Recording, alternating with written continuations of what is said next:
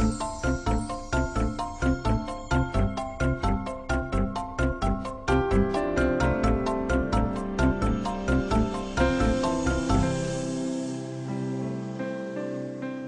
I'm Margot Pilatus. Welcome to Study English IELTS preparation. Today we'll travel to Western Australia to take a look at a famous jarrah forest. And while we're there, we'll learn about words that we use to describe spatial relationships, where things are in relation to one another. Later on, we'll listen to a few proverbs. But first, here's the Western Australian jarrah forest. Our jarrah forest is our reference point. It's our library of information. This is our baseline. This is what we had before we mined. I think some of the outward signs are showing us that it's quite healthy. The proof in the pudding is not you and I sitting here today, but the proof of the pudding might be in 10 years' time, 20 years' time, and whether this forest is flourishing for our children and grandchildren. So far, so good. Dr. Bowger knows a lot about the forest. In the clip, he spent a lot of time describing where things are. When you're describing where things are, it's important to be precise and accurate in your description. You need to think about how you're going to order the description. You should try to arrange it in a logical way, according to some kind of pattern.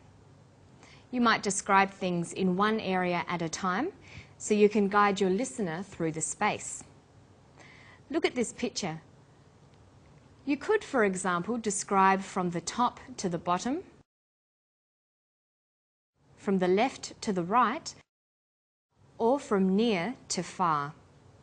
That is, you could start describing the foreground, the middle distance, and finish with the background. There are no rules on how to describe something.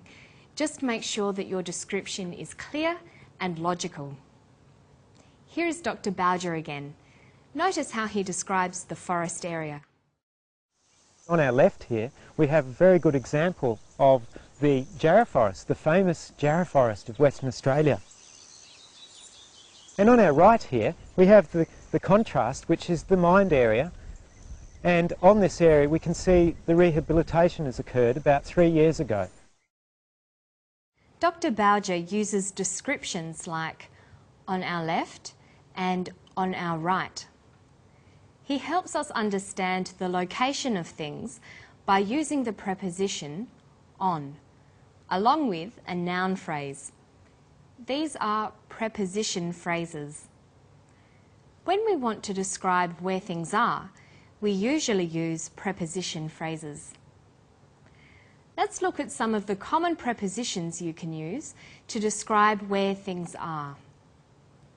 Above, below, beside or next to, in front of, behind, on the right, on the left, on top of or over, under, between, or even surrounded by. Let's listen to Dr. Bowger once more. As well as using these prepositions, he uses another word to show exactly where things are. Can you hear it? On our left here, we have a very good example of the jarrah forest, the famous jarrah forest of Western Australia. And on our right here, we have the contrast, which is the mined area. And on this area, we can see the rehabilitation has occurred about 3 years ago. He says, on our left here, on our right here. Here is an adverb. We can use adverbs to help us describe spatial relationships, where things are. The two most useful ones are here and there. Or you can use other adverbs of place, like somewhere, anywhere, everywhere, and nowhere. In today's clip, Dr. Bowger is not just telling us where things are, he's also trying to compare the different areas. If you're trying to compare two or more things, a good description needs a starting point. What's Dr. Bowger's starting point? Our Jarrah Forest is our reference point. It's our library of information. This is our baseline. This is what we had before we mined. His starting point is the Jarrah Forest. He calls it his reference point, his baseline. He means that he can compare other landscapes to this particular Jarrah Forest. Okay, so we've looked at some words you can use to describe spatial relationships in a description. If you need more help, just go to our website. Learning new words is an ongoing process. It's good to learn words in phrases because they are used in a certain way. Sometimes we come across more unusual groups of words. Listen to the clip and see if you can hear an unusual expression. On our left here, we have a very good example of the Jarrah Forest, the famous Jarrah Forest of Western Australia. And on our right here, we have the contrast, which is the mined area. And on this area, we can see the rehabilitation has occurred about 3 years ago. This is world's best practice. Our Jarrah Forest is our reference point. It's our library of information. This is our baseline.